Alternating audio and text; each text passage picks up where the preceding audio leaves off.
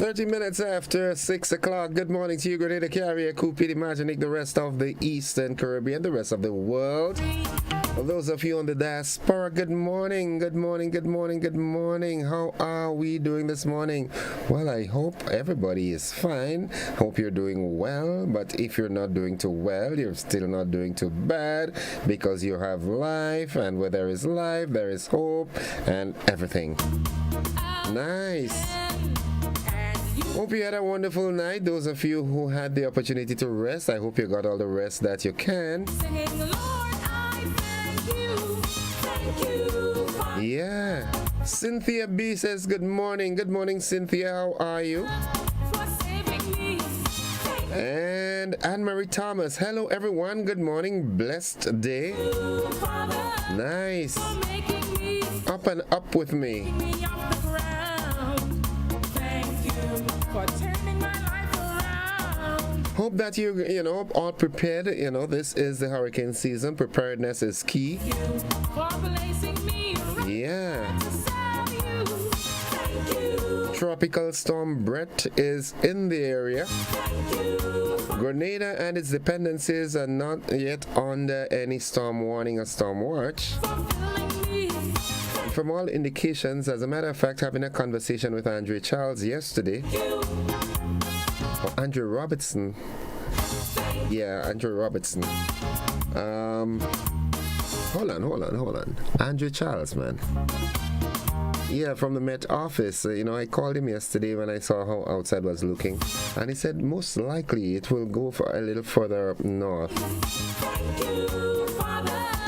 But whatever the situation is, it's important, so very important that we be prepared. Preparedness saves lives. Holding me. Maxwin Belfan, good morning, GBN, and to the listeners of GBN, good morning, Mr. Joseph. Good morning, Maxwin. How are you? Catherine Phillips says, good morning, Grenada. Good morning, Innocent. Have a blessed day. Same to you. Thank you. Thank you. More than I ever needed. Thank you. More. So good to be in the land of the living. Thank you. All the love I ever needed. Thank Just to let you know, this morning we should be having guests. We should be having members from the Basketball Association this morning. you. Mr. Paul McIntyre and team Thank you. should be talking basketball. Thank you. Ashel Pierce says good morning. Veronica Sandy says good morning. Gordon Innocent Joseph, blessings to everyone. Veronica, good morning to you also. And I do hope that you're doing fine. Yeah, hope you're doing good.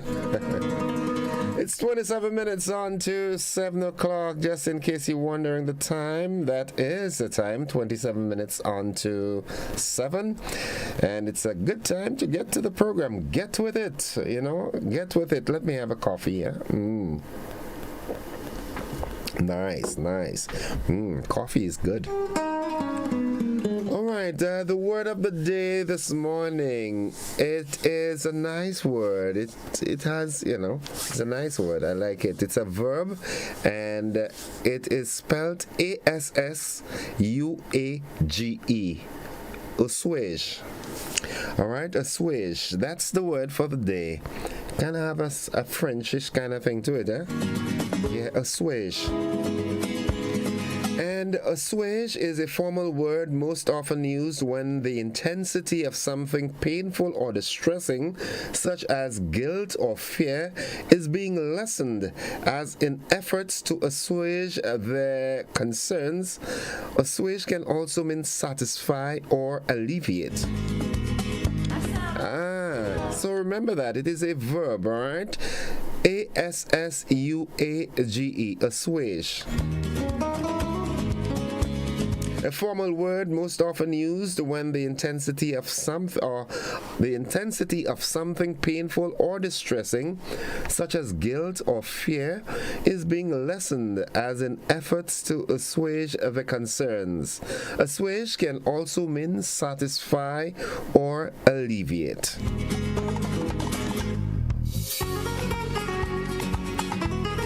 Here's Here's how we can use it in a sentence or two.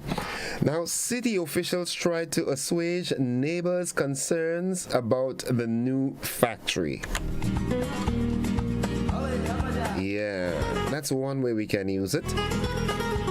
We can also say just beyond one of the hike's more arduous scrambles lay a shady glen with a lively brook, perfect for assuaging a climber's thirst.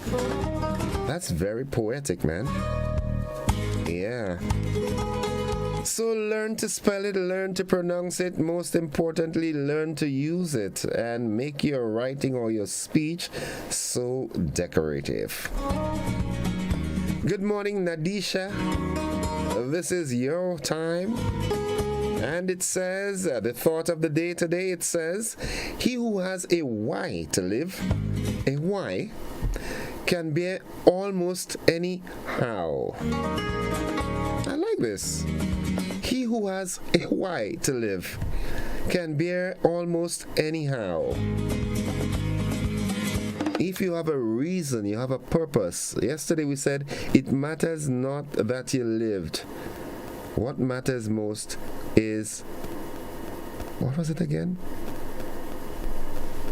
The purpose or something like that. But there must be a reason for living, you know. It's useless just, you know, being swayed like a kite in the wind and no sense of direction. Even kites have sense of direction because they have their compass on them. Yeah, and you know, talking about kite. Good morning to you, Max, out there in Corinth. I never see a big man like kites, so boy. What? Max will spend a whole day making kites, you know. Jeez. I gave up kites since I was young. Never liked it in the first place. I didn't have the patience and I couldn't make them, so I never liked kites. Some big man, a big Rasta man in Corinth, find him all kind of time, put it. I said, gee, man. He who has a why to live can bear almost anyhow. Anything that comes your way, once you have a purpose, a goal, an accomplishment set, then you will stand anything that comes, you know, because your intention is to get to a particular place, and as Malcolm X said, by any means necessary. 23 minutes on to 7 o'clock, that is the time. He who has a reason to live can bear almost any means of living. That's nice. That's what it's trying to say in essence, yeah? Good. Now, a friend of mine, or one of the contributors on WhatsApp, sent me this one. She said, I love this one, Innocent. All right? Accept people as they are, but place them where they belong. You are the CEO of your life. Hire, fire, and promote accordingly. Good morning. I love this. Nice.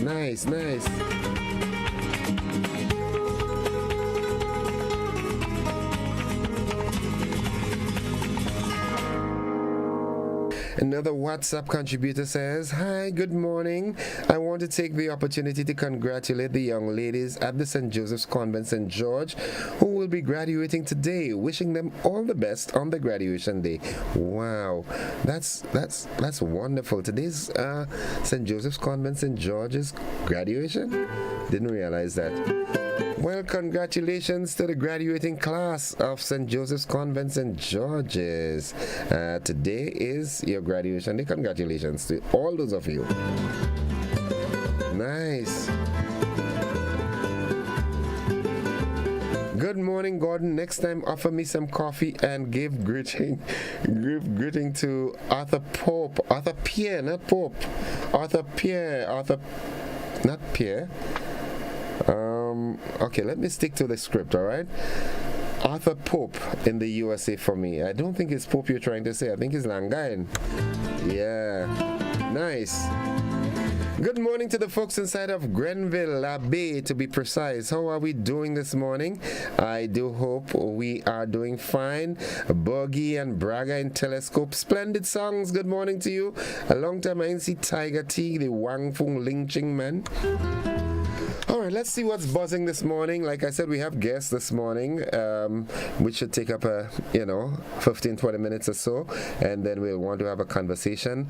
Buzzing this morning. Folks, did you see the videos circulating on social media? They are so obnoxious with the school children fighting.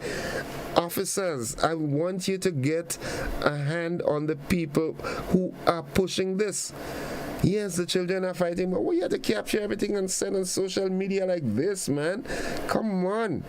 I mean, it's already ugly, the fighting, but then, my goodness. I know the various schools, the principals and the teachers and the parents of the students involved will have a tough time on their hands to get to the bottom of this. But why fight? Anger management should be taught in school, even in the schools.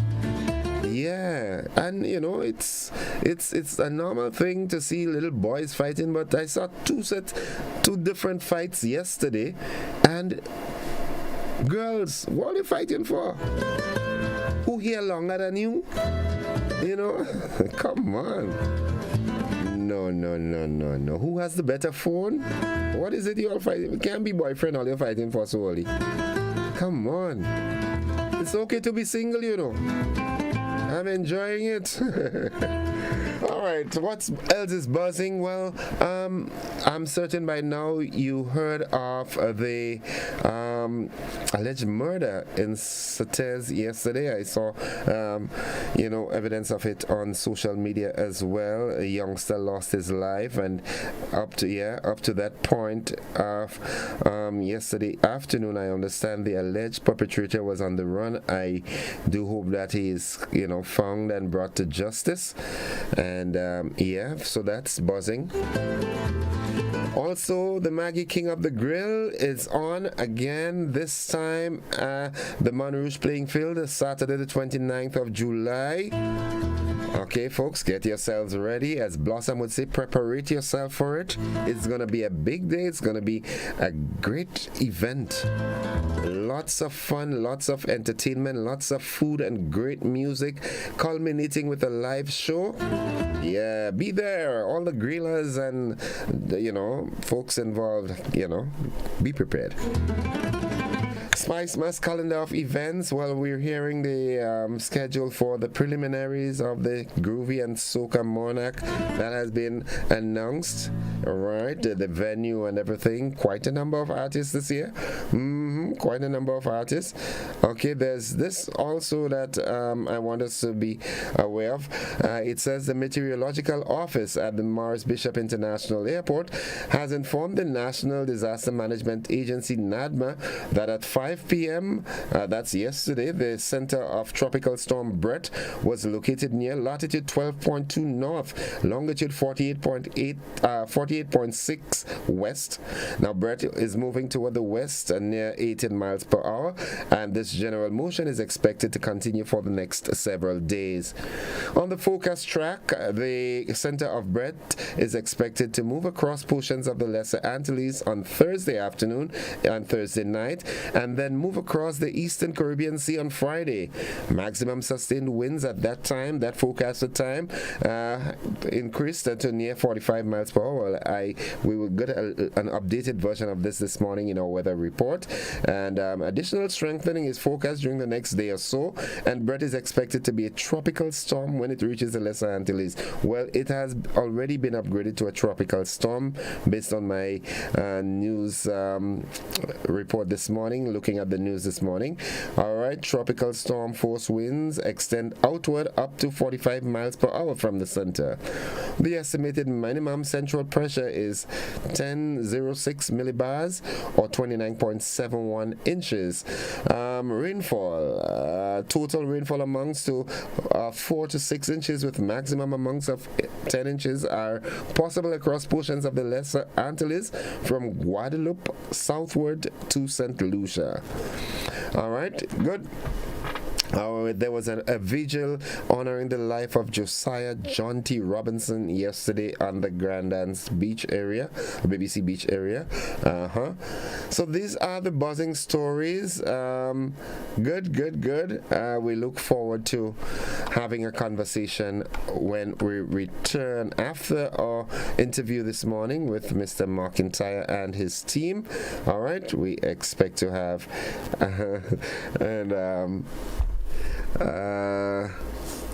good. Nelsia Peters says, good morning, innocent, blessed day. Thank you very much, Nelsia. Arthur Longine, good Wednesday morning, my brother from Brooklyn, New York. Yeah, your turn in New York. I'll stay up there. We'll hear about you. All right. Lynette Hercules, good morning, Mr. Innocent. Lynette, good morning. Ciao, ciao. You good?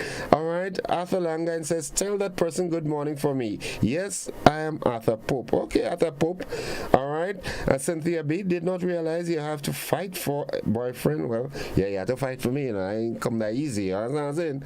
When I say fight, not necessarily physical, you fight to demonstrate how much you can love me, you understand what I'm saying? Alison Cox Osplan, good morning to all. We are hot missing our icon, Grandin's Beach. Okay, we are hot missing our icon, Grandin's Beach. Okay, Desmond Clovey says, good Wednesday morning, everyone. Folks, we've got to take that break here because we've got the AM edition of News, Sports, and the Weather, and that will be followed by the conversation. That's for those of you in Classic. Those of you on the television platform, we've got a rebroadcast of last evening's television news. Stick and stay with us. We'll be back after 7.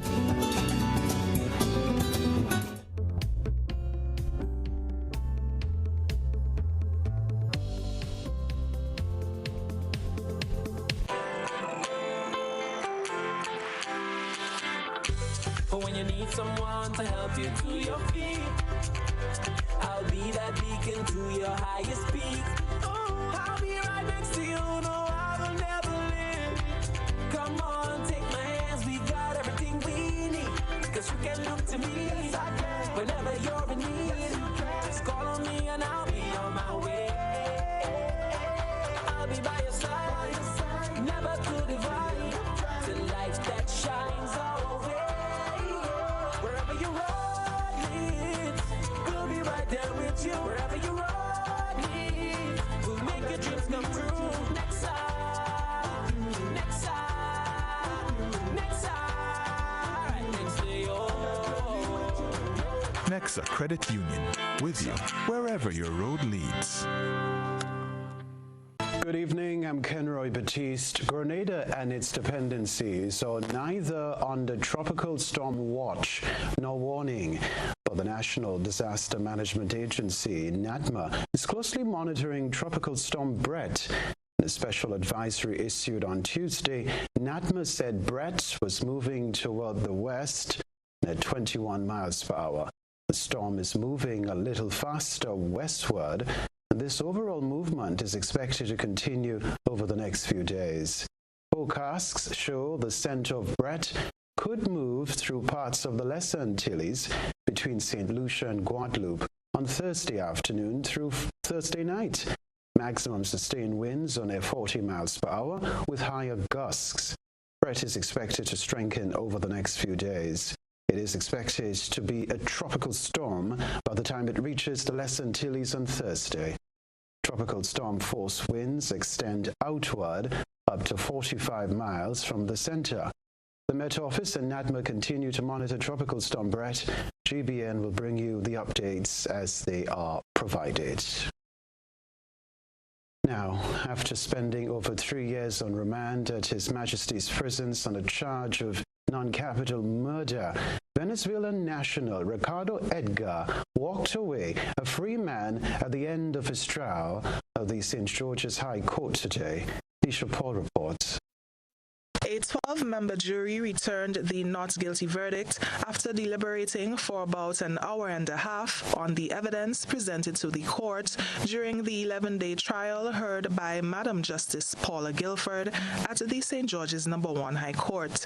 Venezuelan national Ricardo Edgar, a 36-year-old maintenance worker, also known as Spanish, was arrested and charged in March 2020 in connection with the execution-style shooting of Chanel Blackman, also known as Shizzle, in March 2018. He was represented in court by attorney Jerry Edwin, who noted that his client has maintained his innocence from the beginning of the case. The prosecution's chief witness, Alray Phillip, told so many lies. Was a friend of the deceased. He was also a friend of Mr. Edgar. He had lived in Belmont all his life. I actually lost count of how many lies were told by the chief witness in this case.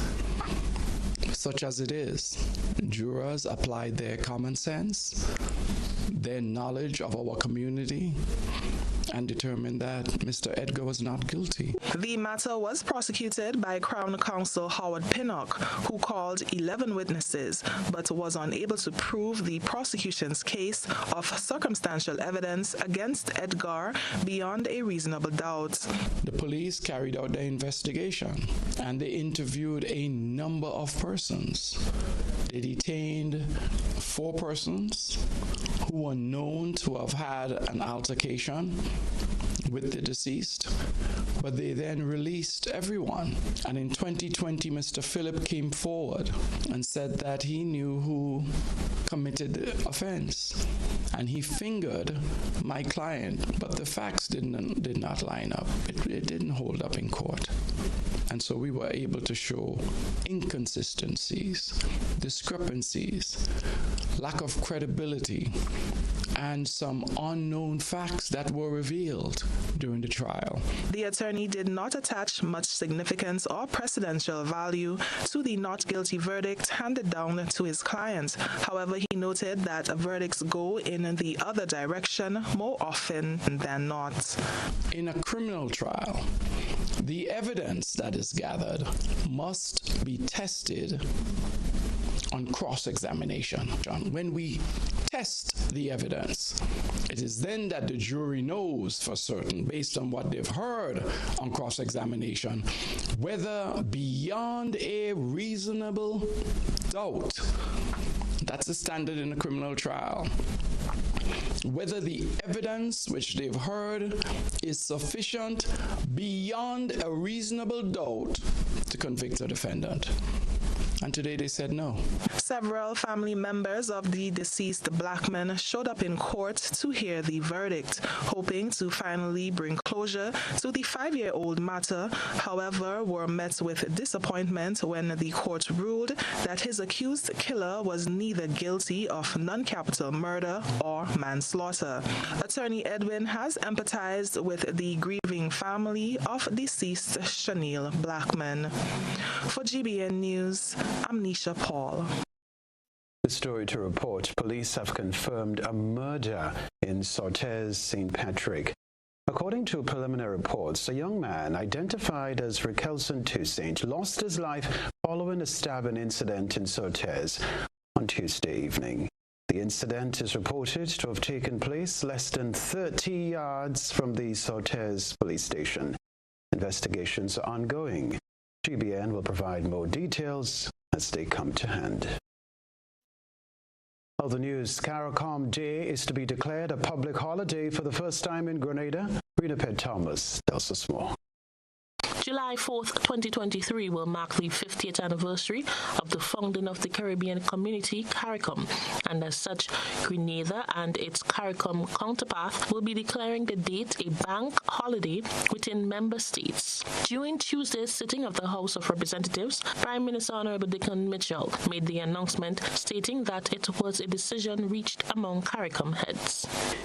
And in honor of celebrating and recognizing the continued work and the past work towards regional integration, towards closer ties amongst our brothers and sisters within the CARICOM fraternity.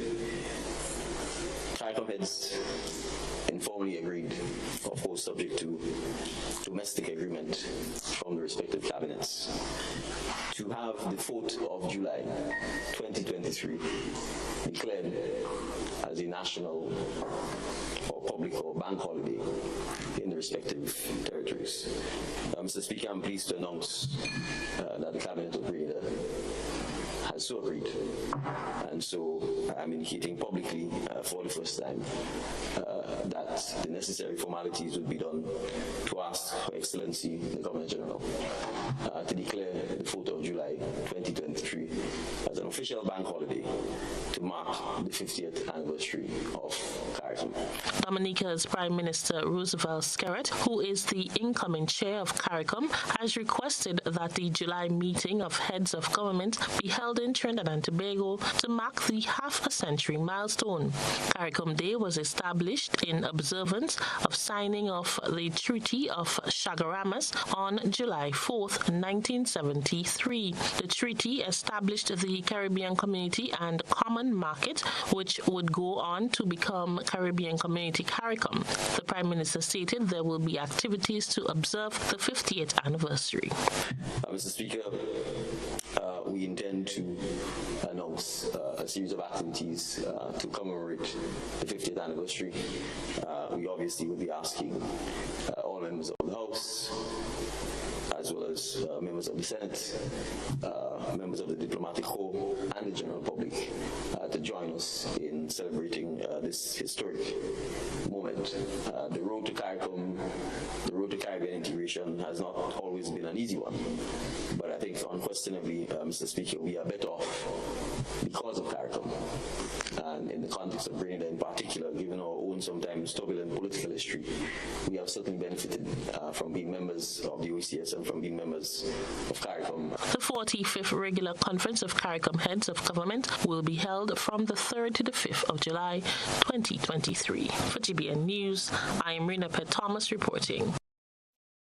The National Insurance Amendment Bill 2023 was passed in Parliament on Tuesday, featuring amendments to the National Insurance Act Chapter 205. Rena Pett Thomas has another report. The amendment of the National Insurance Act, Chapter 205, is intended to improve the National Insurance Benefit Regulation and the National Employment Injury Benefit Regulations, expanding the benefit available to children and spouses of insured persons upon death. The amendment of the definition of what is referred to as a child was one of the key components of the bill. Minister for Social Development Philip Telesford outlined the changes in Parliament on Tuesday. Within the current definition, the child had to be living at home with the insured at the time of passing. This phrase or condition is not found in the new definition, recognizing that there are many children who do not necessarily live at home with their parents. Within the current definition, the child had to be maintained by the insured at the time of his or her passing.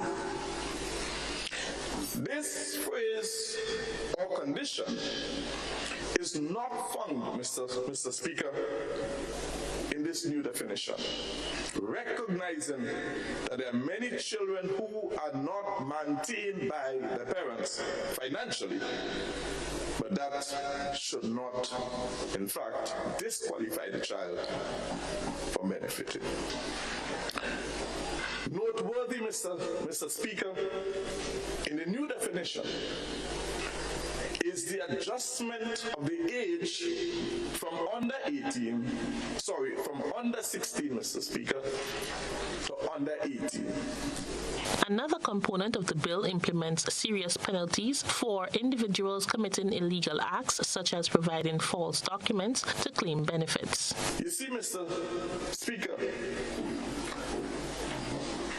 we recognize that there are situations in which the regulations of the NIS is being violated.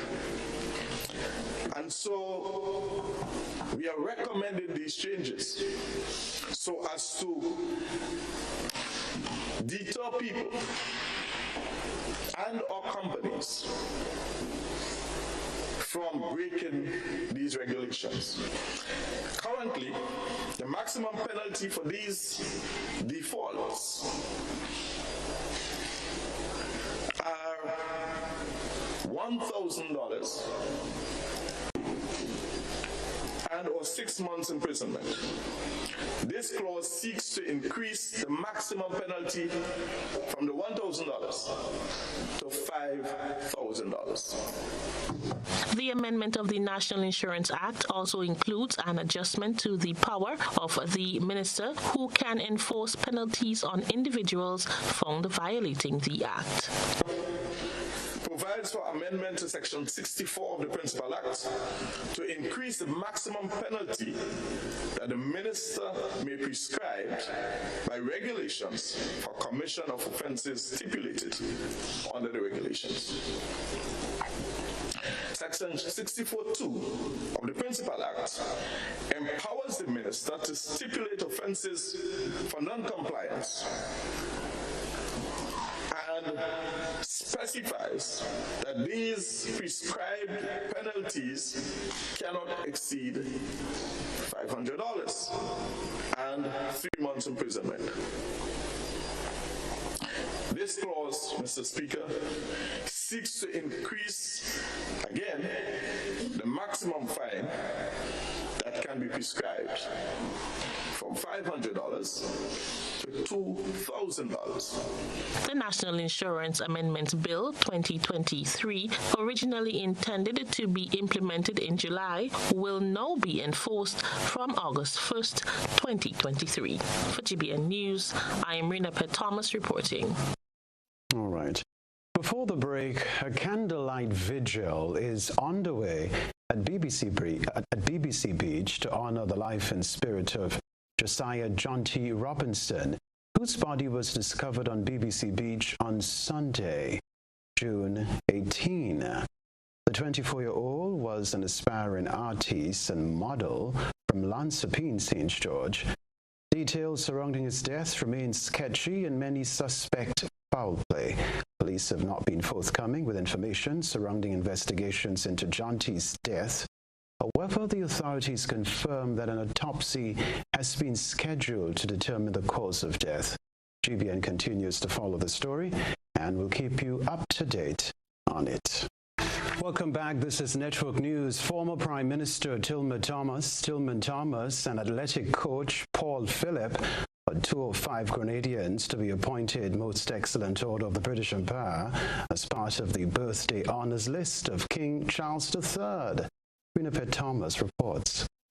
Birthday honours in some Commonwealth realms marks the reigning British monarch's official birthday by granting various individuals appointments into national or dynastic orders or the award of decorations and medals. For service to Grenada, former Prime Minister Tillman Thomas will be appointed Commander of the Most Excellent Order of the British Empire, CBE. Speaking on being on the receiving end of such a prestigious award, Mr. Thomas told the GBN, as a Grenadian, he saw it necessary to give back and contribute to the development of the country. We are here to serve. Man has an opportunity to contribute to society, to make life more comfortable for each other, to walk in an atmosphere of peace, brotherhood, justice. We have to service to improve the quality of life of our people. Regardless of which area you are called to provide service, I think you should render the service. Some of us are technical, some of us are academic, some of us are creative. Regardless of which area you have that talent, I think you should always aim at trying to make life more comfortable for the citizens of Grenada, Carriacou, and Pitimani. One of Grenada's top athletic coaches, Paul Phillip, will be appointed Officer of the Order of the British Empire, OBE, for service to sports. Dedicating over 20 years of his life to his passion for molding some of Grenada's world-renowned athletes, Coach Phillip says he is humbled by such an honor. I feel elated that I am one of those persons who have been chosen to be to be honored. This means a lot to me, of course, but I think it means a lot more to the persons who have been in some way associated with me and the work that I've been doing as a coach. So I think any honor that has been will be bestowed on me is more of my supporters, my family, and my friends than it is for me. All right, Rena Pitt Thomas with that report there. Congratulations to them both. Well, if you're wondering what has been happening with the new Imani program, Minister with responsibility for youth, sports and culture, Ron Redhead, has provided details on what has been done since the NDC administration assumed office last June. The National Democratic Congress administration has indicated its intent to place the Imani program in the hands of the National Training Agency. During Tuesday's sitting of the House of Representatives, Minister Ron Redhead provided an update on the program. We are satisfied that we have completed a proper internal audit of the program.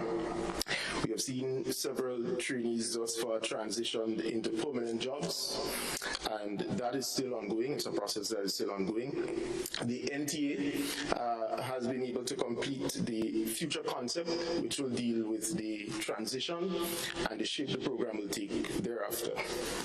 They will present to the Cabinet in short order. Member of Parliament for St. Andrew North East, Kate Lewis-Peters, expressed that she is not satisfied with the minister's presentation on the program. Expected the member to give us an update as to what is currently happening.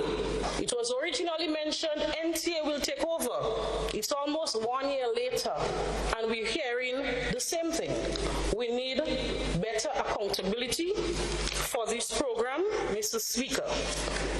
Also, in terms of the transition that the member spoke about, transition is a continuous process and has been transitioning from the program into permanent establishments. That has been always there. Minister Redhead said addressing the training deficit while moving away from providing free labor are some of the immediate changes they are embarking on. The youth minister acknowledged the receptiveness of the private sector thus far and looks forward to the commencement of the transition of the young people. He highlighted challenges in the program that needs to be addressed. Two such challenges are that in the audit, we were able to discover workers who are as senior as 72 years, and several are over the age of 60. And so we need to fix that gap and fix that problem so that we could be able to deliver an energetic program and a program that is going to fulfill the mandate of building our young people into model citizens so that they can be productive. We also have another problem with the program in which May of last year, 1,200 young people were just added to the program. In fact, they are yet to receive placements simply because no provisions essentially were made for that placement to occur. And as such, we inherited some challenges with that. So a number of them are actually home, and I cannot confirm to date whether all the 1,200 are home receiving stipends, but they were added to the program without placement and have not commenced their series of training. To this, the former youth minister, Lewis-Peters, had this response. It baffled me, Mr. Speaker, to hear that the batch that came in 2022, that is May last year, that they have been home since that time. The member has additional support, that of 2 new advisors. So if they did not want to continue with the plan that has been there, he had sufficient support to create their own plan. The new Imani program was established in 2013, an improved version of the original 2002 Imani program, targeting individuals between the ages 18 to 35. Its objectives are to reduce unemployment and provide an avenue for the holistic development of youth through career-oriented exposure to working environments, as well as involvement in community development initiatives, skills training, and a certification program for self-employment. Christina John, GBN News. This evening's GBN I Saw features the fruits of a farmer's labor.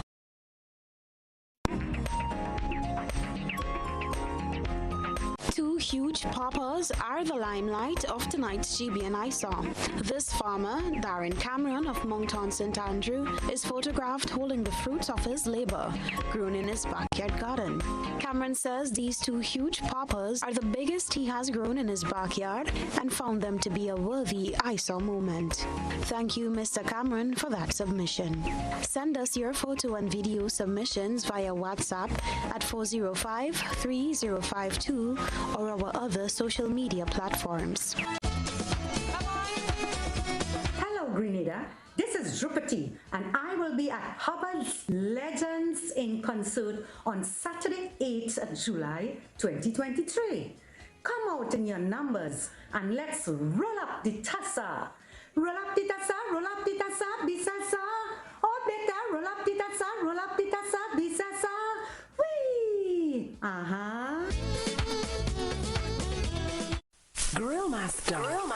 Now available. Grill Master Takeaway. Healthy choices of dinner is available every day from 5 p.m. A solution to end your day with healthy, hot meals. Are you tired of fried, greasy foods, junk food, high-calorie food before bed, leading to a bad night and sleep? Grill Master brings the solution for you by offering customized, hot, fresh, healthy grilled food sustainable for after workout, your keto diet, and those who love greens. Let your last meal be your next day fresh start. Grill Master is second to none. Advance your order for pickup or delivery at 439-3737 or our WhatsApp number at 1-473-423-3737. Grill Master, second to none. Chaos and LED. Get on us, Lord. Grenada are the best ones by far. Grenada are the best job in the whole wide world. Grenada are the best ones by far. Grenada are the best job in the whole wide world. Watch Mass and watch Bacchanal, Soca Grand International. That's going around the globe, Soca not just a carnival. Watch Mass and watch Bacchanal, Soca Grand International. That's going around the globe.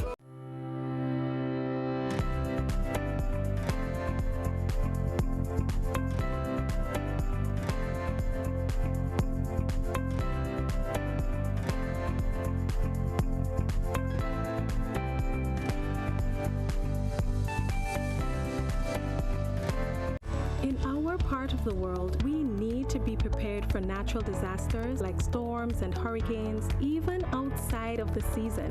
I'm sure you'll agree that keeping our loved ones, homes, and businesses safe is important. So, I came up with a few quick tips to help you stay safe. First, make a family disaster plan and ensure that everyone in your household is familiar and comfortable with it. Remember to add batteries and flashlights to your emergency kit. Don't be caught off guard by natural disasters. Prepare now. For more information, visit grenlec.com.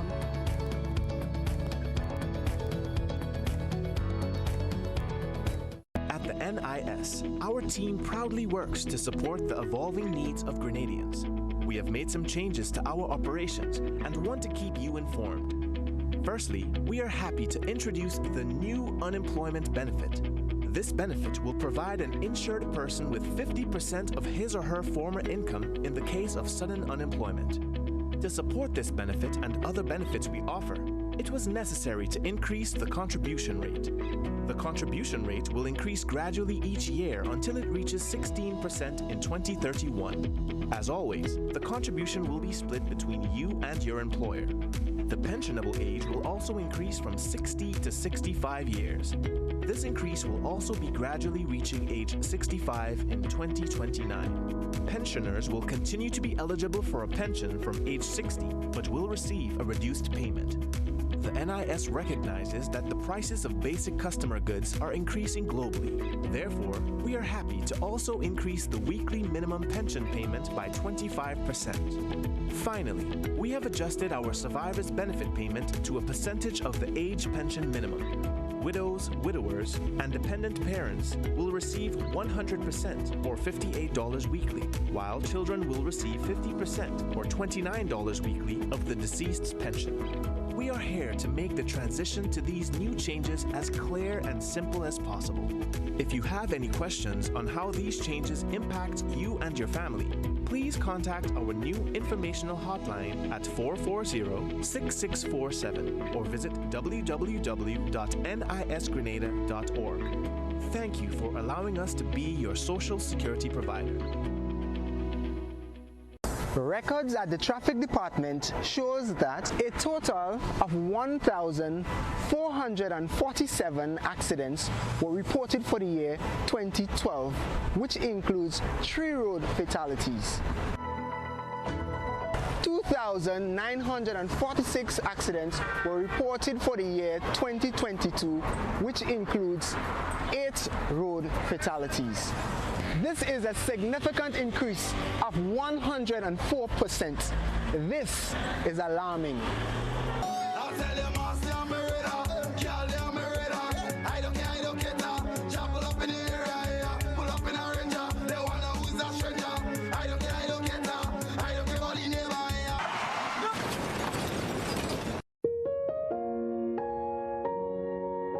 When a family tragically loses a loved one, does it matter whether by means of a gun or a motor vehicle? To avoid accidents, drivers and pedestrians alike must exercise extreme caution when using the road.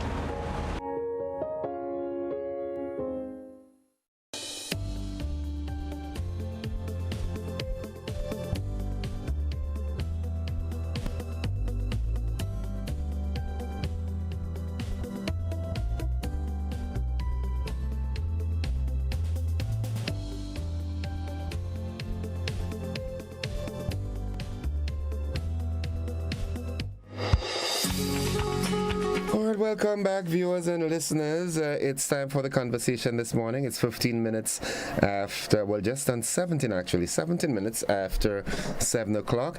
As I hinted to you this morning, we do have a guest that is assigned for the program. However, the guest will be joining us at a later stage of the program.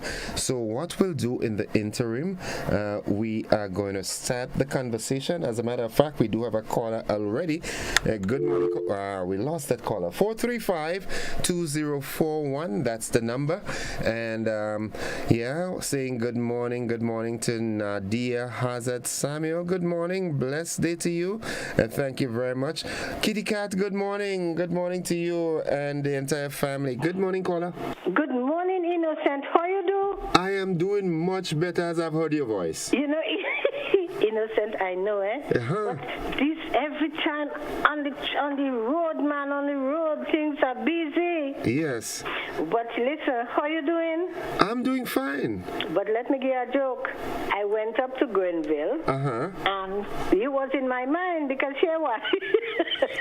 You drink your coffee. Of course. The lady, one of your girlfriend, Papa, you're trying to put your mama guy, one of them. Hold on. Wait, let me finish. Always you brambling her regarding a smoker's angry. Okay. So I've decided, because I went right on the other side there, and I said, well, I'm going to drive up there and test that smoker's innocent keep brambles in the lady. But when I finish, do my business there, when I reach down by St. David, I remember to go For this, yeah, oh my goodness. But next time I go up there, I'm going to check it out. Do that. So, Innocent, the last time I heard the program, you had the wages people in Carriacou. Okay, Dr. Colin Gilchrist and the team. There was a lady in Carriacou who said the wage in Carriacou at this point in time was $600 per month. And then my mind go back 40 years ago. I said, no, this is why the people is in poverty. 40 years ago, Innocent, the people was working for maybe $300 a month, maybe $200, maybe $5 a week, and so forth. Now, that was 40 years ago. So when they come to the pension now, remember, if you're working $300 per month, how much? Very little goes to NIS. So when you retire at the age of 60 then, what you're getting maybe $90, $100 per month. That push you down to poverty. Therefore, you must seek advice from assistance from the government. Now, that is phase one. Phase two, these $600 employees today will be falling in the same bracket because what amount from 600? By the time you reach 60 years, Innocent, you'll be getting maybe 150 or so dollars at the end of at the end of your pension.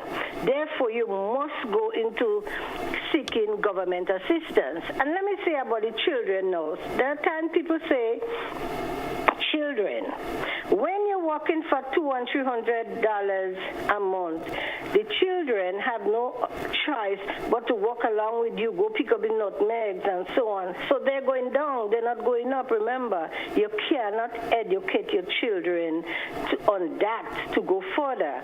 An education system in those days was not like now, it's much better now. But I will give you a good piece of news now. I went to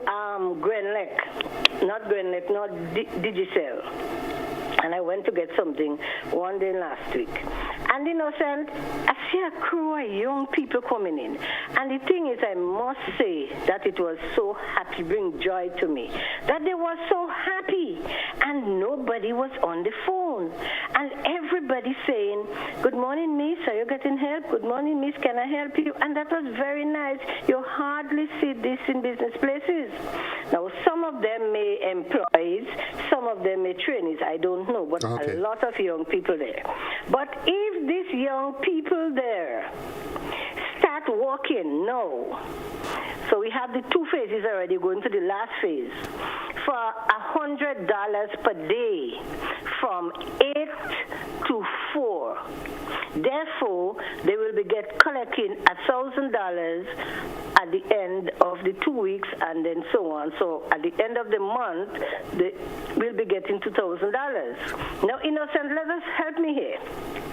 When they take out that NIS amount, when they reach the age of retirement, they will be getting something like maybe 800, 900, maybe 1,000, because the contribution to the NIS is big comparing to the two sets of people that I referenced to before. No, they don't need to go on government assistance.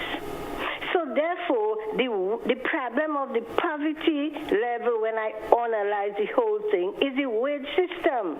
Okay. So if we bring the age of the pension to 90, and the people working for little or nothing, we still go down into poverty. What do you think? It sounds plausible. Yes, and I have a suggestion for you, right? Yes. I certainly think that you need to consult with the higher authorities and offer your services as a consultant. You have consultancy in you. You understand what I'm saying? Yeah, but they wouldn't listen. They go say I'm old. But they could say what they want. I could say you're young. You would always be my youth. Innocent, yes, darling. I'm going to leave a note for you at my niece in the hairdressing salon. You didn't know what my niece, do you? Which hairdressing salon? She's my niece. Which one? The hairdressing salon, the one. Okay. Innocent, I pass and I call you all the time. You don't know, you answering, hey. Lord. Innocent, you must know faces, man. Oh, you gosh. must know your family. I am an aged man, young lady. Me too. Have a nice day. You too. Love you. Bye-bye. Okay, bye-bye. Good. Bye-bye. Lord have his mercies. Just like that, according to Oliver Samuels Braps, just like that, she want to put me in Kettlebelly Crossing. Which hairdressing place, my Lord have mercy, where I'll be in my barber shop. Any case, it is what it is. Hello, good morning, Innocent. Today is World Music Day. Big shout out to all musicians, especially the music teachers. Yes, good morning to all the music teachers, all the musicians. Good morning to you. Good morning, caller. Morning, Innocent, and morning to you listeners and viewers as usual. I think quite a bit's been happening, and it would be good if we could capture the essence of some of the transformative. And I'm not saying that from a political point of view, but for instance, the resuscitation or the enactment, whatever word, for want of a better word, of the primary health care system in Grenada, I think is really, really good. I used to be part of the St. John's, St. Mark's chapter, at which time Miss Grace Duncan provided exemplary leadership. And I don't know if she got paid for it, but most of us who was on it was voluntary. At that time, I was part of the community development. So I think it's good, but I'm concerned that if we don't really speed up the process of integrating community development principles to really get the population involved in their own health and in their own welfare. It's good having things on paper and then even talking about it, but we need to get on the ground, because the relationship among people is really not good. We need to find, and I don't jealous anybody who would have the responsibility of working on that, because it's very bad, and we need to work on that, because as I said yesterday, God help us if we have any major tragedy or disaster, because we are not able to live together in a harmonious way. And you might want to challenge that, but go and check people who are distressed by those who have animals, or those who park the vehicles in the road, all this thing, and this thing comes up from time to time even on your program and other programs, but we don't see all those things in context or even... Paula, what are you suggesting that we do about it? What is okay? First of all, we have to have real conversation and challenge one another. That's one. We must really challenge. We have people doing all kind of nonsense, and everybody afraid. And of course, we need to deploy the law. Whatever law that is there, where, like for instance, there are people who have animals where there shouldn't be animals. In fact, recently, somebody tied a cow right near the sewage system that was being restored in Lakalom. We can't have this kind of situation like that. People have to be law-abiding and also conscientious. We can't endanger the life of others. Yeah, but what do we do about it? That's the question. What do we do about it? At the same time, again, the Prime Minister mentioned about the state of garbage around the country. We need to, and we pride ourselves that Grenada is pure and all kind of thing. I'm just saying that we need to begin to engage each other and stop, pretending. That's the problem. We pretend that things are what it is not. Okay. And when we do that, we'll be working towards really restoring some kind of normal sanity. It's not going to be easy. It's very hard. Look, people talk about the market from time to time. There's a lot of things we need to do, and I'm not bashing anybody also, or not. I know it's hard, because when you internalize certain behavioral patterns, like lack of responsibility and so on.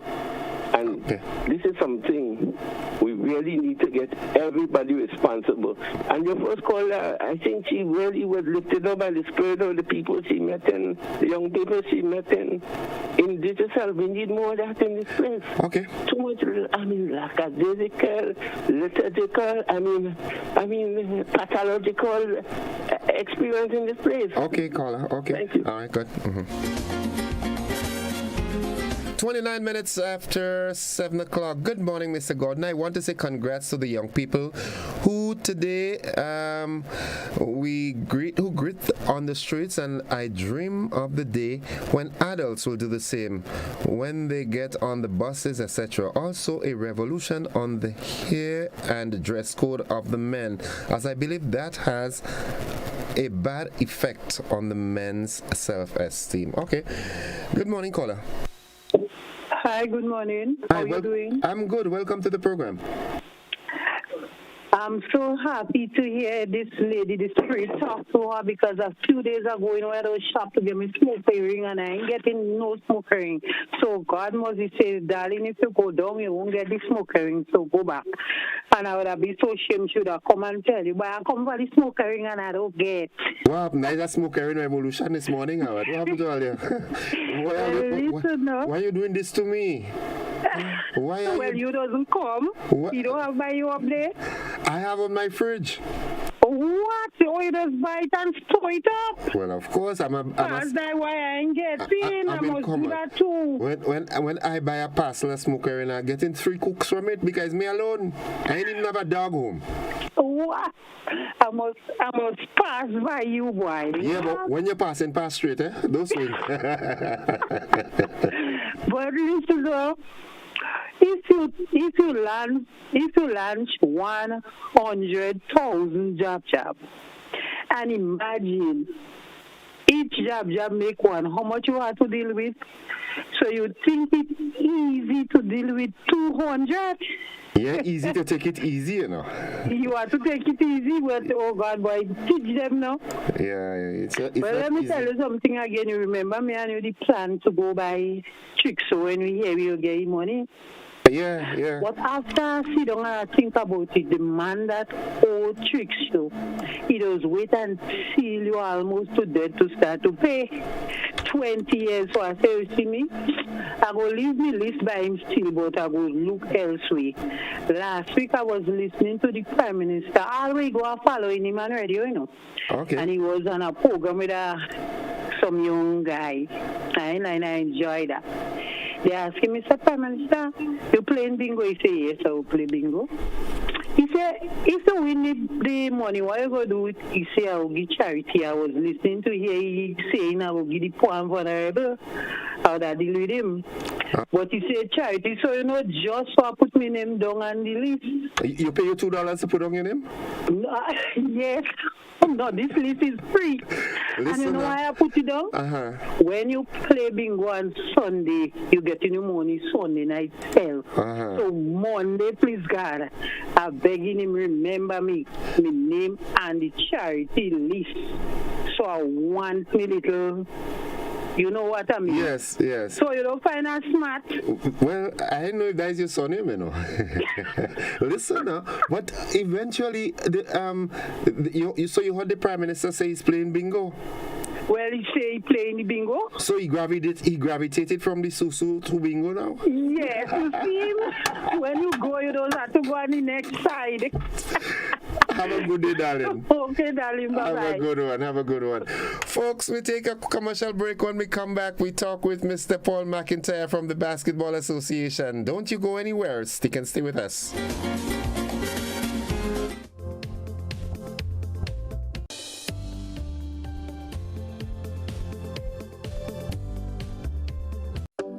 served Grenada for decades. We are the #1 and largest electrical supplier.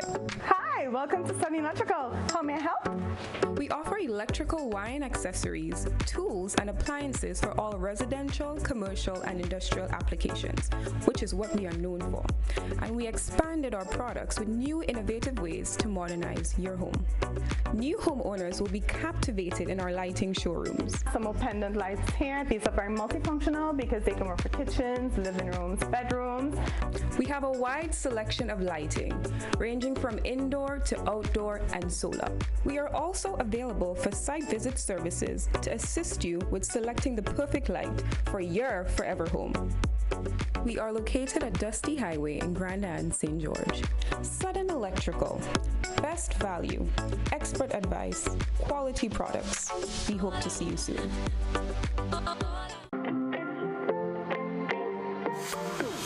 And so it begins.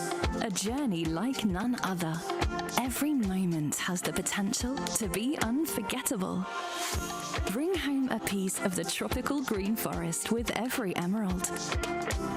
Capture the sparkling light of flawless water in a diamond. Make the sunrise and sunsets last forever. With precious colored gemstones, the essence of happiness is in our most precious memories. So when it all comes to an end, bring home something that will last forever. Colombian Emeralds International. Bring home more than a memory. Important announcement for CIBC First Caribbean customers. Grenada Cooperative Bank Limited invites prospective customers to collect their debit and credit cards, checkbooks, night depository keys and bags, and deposit books at its distribution center located at the GV Steel Conference Room, number 14 Church Street, St. George's. The center will be open from June 19th to July 8th, 2023, operating from 8 a.m. to 6 p.m., Mondays to Fridays, and from 10 a.m. to 3 p.m. on Saturdays. You will be required to present a valid photo ID for collection. To avoid any delay in your service, we encourage you to visit Co-op Bank's distribution center at your earliest convenience between June 19th and July 8th, 2023. We look forward to welcoming you home.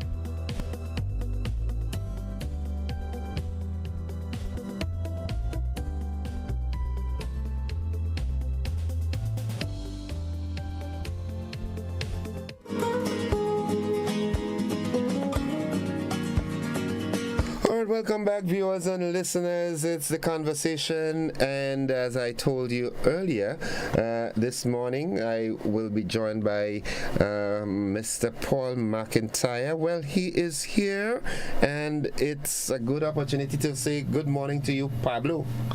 A pleasant good morning to you too, Innocent, and it's a pleasure for you to giving us the opportunity to talk to Grenada, to talk to the diaspora, to talk to everybody about basketball and the activities and its position on the island and what we think is best to happen for basketball. Well, you You told yourself the first question I was going to ask you. You understand what I'm saying? What is the state of basketball in Grenada now? The basketball in Grenada is, I would consider to be half dead. I consider it to be half dead.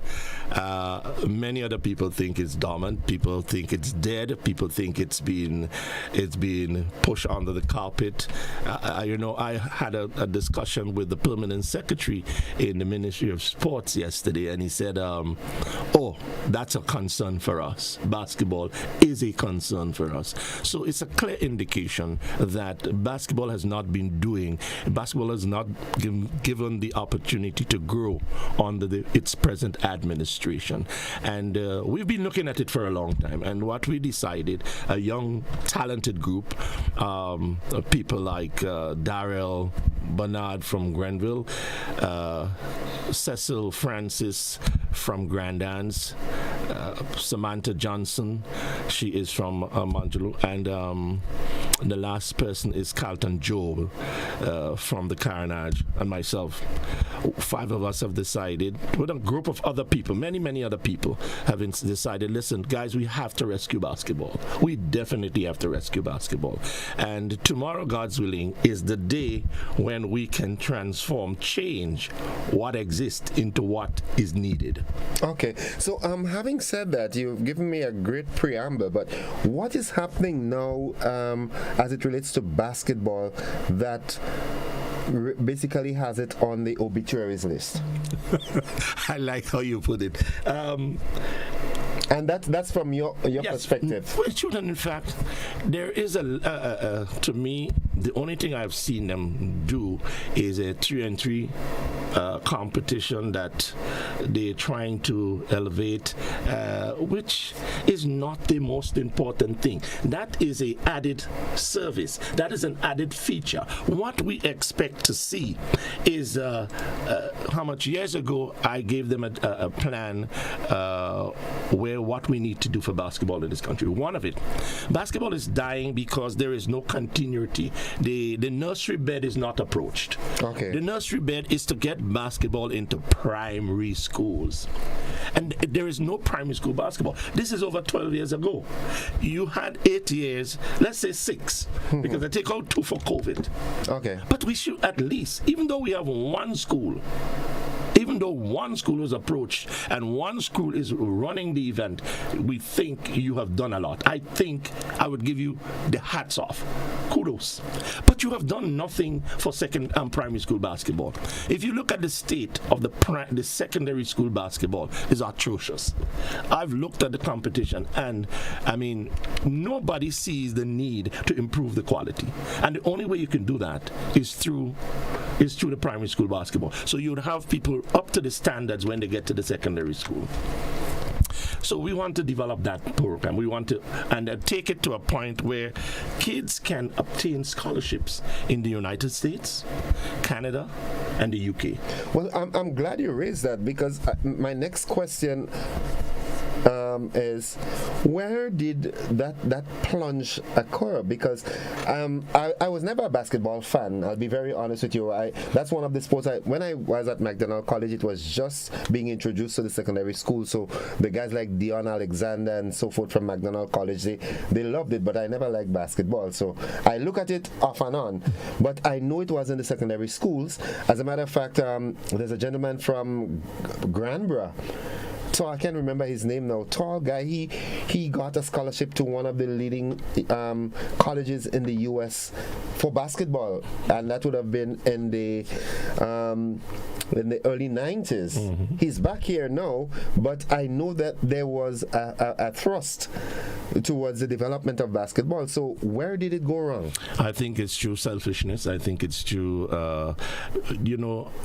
some people play the political game where if something is good, but I didn't do it, I didn't talk about it, it wasn't my idea, it will be kicked under the carpet. And that's what has happened. This was things that everybody embraced, because we all know we need to have the nursery bed It's just like you when you did farming. You couldn't put the lettuce outside in the hot sun immediately. I never stopped it. Exactly. I never stopped. So we definitely have to introduce basketball back into the primary schools. We will have also a monitoring system where we monitor the kids from day one all the way to the scholarship desk. And when you mean to the scholarship that says, hey, this kid is now ready for a scholarship academically, and we are not only going to concentrate on basketball, we are going to help these athletes with the academics and their sport. So they would have a balance, it would be a balanced person to get to the scholarship desk. We are going to set up with many universities in the United States. We have people out there, people like Kyron Batiste, we have Nigel Byam, we have Brendan Bain, Freddie Thomas. All of these guys are out there, and many, many more in Canada and so forth. We just got a guy, that same group of us, we got a guy he's from St. Andrews. His name is Enel Thomas, Enel St. Bernard. He's in the UK. We are now the UK basketball have seen him, and they are very much impressed. And we are now looking at getting him up to Taiwan, where he can study and play basketball at a very high level. So these are the kinds of things we want to do. We want to get our athletes out and give them an opportunity to become professional. Whatever field of professionalism you want to get in, this is what we basically want to do for athletes. We are not sitting down here and building a little what you call a 3-on-3 competition and these kinds of. That doesn't make any big sense. That's not strides. That is not strides. We went around to the courts around Grenada and we look at the condition of the courts, and everything is terrible. Nobody, I mean, you Gordon can take a pass. You going home this evening, stop and look at the Lassages basketball court. Well, that's home for me. Exactly. That's what I'm telling you. So you stop and look at it and tell me if you're pleased with the court, the rings. I mean, and there's so much of these things around that you can get people overseas to send rings and court and backboards and so forth to update the courts on the island. But let me ask you this. Could it be a case where the existing executive is not getting that level of, one, interest from people on the outside, or two, support from the relevant authorities to push? Why, if there is the interest, if people are interested in basketball, all right, like individuals willing to play, youngsters willing to play, interested in playing and so forth, and the ministry or the relevant authorities is willing to support and push it, then why is nothing done? Well, that's the point. Where the focus lies for them.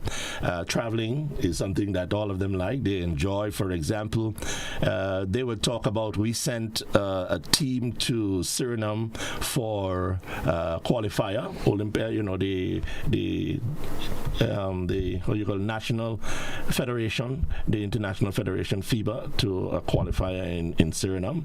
We lost, but that's what the kind of thing they want to concentrate on. But that's not what it is, because when this group of guys are gone, where are the people following? You need to put a fundamental, strong structure in place locally, and all the added services would come. But you actually isolate. So in essence, you're saying that there is the passion for basketball in Grenada. People are still passionate about basketball. Oh yes. And what is it safe to say that what is needed is leadership and direction? Exactly. That is two things. That is two of the crucial aspects needed. We are going to set up leagues. That's another thing. The leagues must manage. We are not the people to take charge of this. The leagues must run the system. A league in St. Andrews, there might be 10 teams in St. Andrews. I remember the days of St. Andrews basketball. Exactly. It used to be a big thing in the market on Sunday evenings.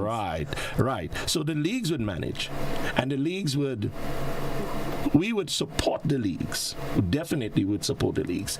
What we would have inside of there is that opportunity where we give control to the leagues, we monitor them, we set up councils and groups and committees to do the different aspects of basketball. Don't stop. Pause. I'll unpause you momentarily. Someone wants to get in on the conversation. Good morning, caller. That person was a bit impatient. Someone wanted to get in on the conversation. Yes. So continue. Yeah, so the leagues would run. We have that call. Good morning, caller. Hi, good morning. Okay. Yeah. Okay, so in truth and in fact, the leagues would run the shows. Okay? We would monitor, we would support the leagues, and the leagues would manage the teams. Out of that league, we would set up committees to, for example, our constitution. Okay, hold for a sec. Good morning, caller. Caller is impatient. Or that caller is... Yes. I don't know. We would actually do that, and from that, there's going to be a national selection panel. A national selection panel. Good morning. Good morning, Innocent. Hi, welcome to the program. I'm glad I get in on this program here because it's so interesting. Thank you. My name is Nigel German Maskey. And when you're talking basketball, you're talking about me. Okay. In Grenada basketball, I was the one that bring back primary school competition and private school competition right on that Kainach court. Thousands of people attend to that. Added to that, I was responsible for bringing back St. George's basketball all together by formulating and creating the St. George's basketball leagues, by taking national players and turn them into captains. And we was able to get 10 teams out of St. George's, the best around St. George's, which 2 players on the outside could play on the St. George's team, any other team in St. George's. Innocent, I'm so ashamed, and I want to talk about this association because to talk about them is a whole day. I lie down on my bed here, and I formed the female basketball competition. All these girls who's big women now, 45 and 44 years, I've been in contact with a couple of them. I'm hearing now that Justin Hazard, Kester Elcock, and the president, and Ryan, and my man from Wednesday, anyhow, just slipped me. That's saying that my female basketball team cannot vote. I only have one vote and I don't pay for my girls. Elcock, the president, Justin, don't do me that. Don't do me that. I paid for my girls every time it's coming for election. And I paid for my boys. Look at the payment. Last election when I could see, I bring Simone Ross to vote for the female. I paid and I pay for the thing. Anybody hearing this, you know what they will say? Satan could never correct him. I am very, very upset with all you. Nevertheless, I will go to make the nation know that Justin is a personal friend of mine. The president also is a president. When I was sick into my early stages, Elcock helped me. The president helped me. And Justin is a personal friend. Continue doing it, and the president. But don't try to bring me down. Because you all want power. Don't bring me down. Don't try to take me. I, Nigel German Mackey, everybody in the diaspora know me. The Mark Piano, who's a police in New York, I got scholarship for him. Troy Douglas, the Kimon Christopher, the Brendan Bain, the Ramon. Okay. The same Kyron Baptiste Eagles who now top of a barber shop in the diaspora. All them guys and them know that I take basketball and bring it on Elcock. I bring you up to the level of basketball organization. I take you on my wing so you could try to bring me down and saying I'm not supposed to vote, Justin. Calling my girls and them and inquiring when are they playing tournament and this and that. Let me tell you, I know this program is not mine. Yeah. And I want to be short. Give me 1 minute. 30 seconds. You know what? This association signed me up when 1962, when he had elections with Blaze and Gary, that time was GNP and Gary. Blaze tell the whole of Grenada that they come along with your grip and your bag. When he win the election, everybody will be going to Trinidad. When people come along on the Kainach, you know what happens? Yeah. Let's bring a boat and turn inside of the harbor. When the people ask him what happened, he shut out the boat too small. That he got bigger one to bring the people in Trinidad. Okay. Gary tell him nothing. You know what Gary do? 1967, Gary say, tell the whole of the people from the western side and Grenville that when they cut the bananas, they will not be going to Tonga again. The banana boat coming in Progress Park. It will be coming up Paradise River. Paradise River. And take the banners in. Right. Beat him bad. Blaze never come back in power until after election. All right. Well, we have to end it here. Thanks, yeah? And let's hope for the best outcome for basketball in Grenada, man. Thank you. All right. Thank you. Thank you, caller. Pablo, can you identify with German on this? Well, German is an advocate. He has been a pioneer for basketball. Another thing we should be doing for people like German, he's pretty sick in bed, and if Basketball Association should be there to give him as much support, not individually, but as basketball, because he has made a significant contribution to the development of basketball. What we are also doing, this is one of the things we are going to do for people like German. We are going to give him the support he needs until he doesn't need it anymore. That sounds like campaigning, though. No, it's not campaigning. That is things that we've been talking about a long time ago. We are looking at, as we were saying earlier on, making sure the court facilities are up to date. The Basketball Association, actually, not the FIBA, has changed the size of the court. And only one court in Grenada has moved to the size that is required, is Grandad's Court. We want to make sure all the other courts are at the same level, because you put people at disadvantages. If you go around, for example, there's a group in Sates. There's a gentleman who lives in Bathway, and he has backboards, rings, but nobody's there. He's looking for people to work with him to develop the courts in River Sally and all these sorts of things like that. And we will be definitely there with these people. As soon as the election result comes out, we will be in the field working with leagues, developing leagues, getting leagues to create teams, getting the primary school basketball into action, getting the women basketball into action, and doing every aspect to develop the structure, the local structure for basketball. So you're doing it from the ground up? Exactly. That's where we need to start, We're out of time, but the election is when? When is that election? The election is tomorrow at 5 p.m. at the Olympic House. And what would you like to see happen on that election day as it relates to the basketball fraternity? Well, I would hope that all of the general council would come out.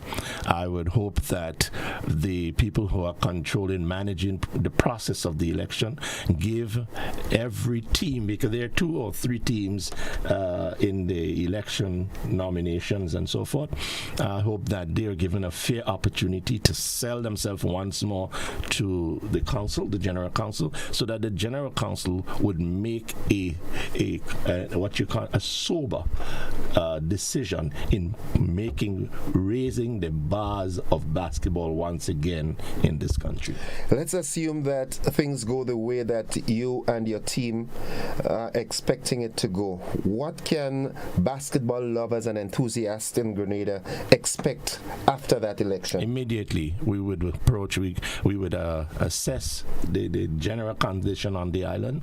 We would engage the government, and we would build all the leagues around the country instantaneously. We would also go to Carriacou, because basketball doesn't exist in Carriacou.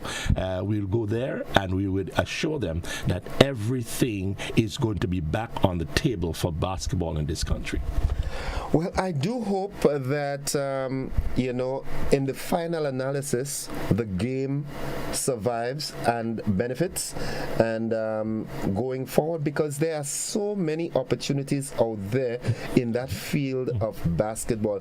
I was up this morning a little after 2 looking at the news, and I saw this picture of Michael Jordan sitting in a red expensive car, and he's out of basketball. He's now $3.3 billion in worth. You know, so there is promise and hope for basketball. So I like I said, I'm not a follower of basketball per se, but having heard that now, I'm surprised to know that, you know, basketball went on a demise, where it is it's a game or a sport that can have so many benefits to the individual players and by extension the countries from which they're from.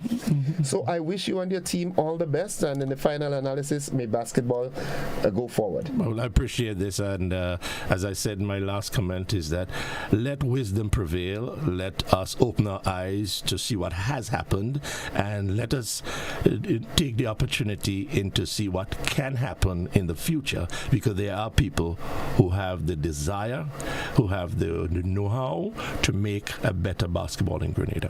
Thank you very much, Paul Pablo McIntyre, as he looks forward to that Grenada Basketball Association general elections come tomorrow, Thursday the 22nd. Where is the election being held? At the Olympic House at 5 p.m.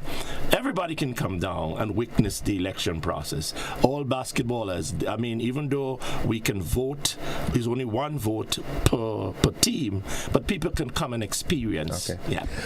All right, folks, so this is where we've got to wrap it up. We've got to wrap it up this morning on that note with the conversation. I know some of you are anxious to, you know, share your comments and thoughts and so forth. We did not get, you know, much done in terms of that this morning, but nonetheless, thank you for being a part of the program anyways. And should the good Lord spare our lives, we look forward to another program come tomorrow. God bless you.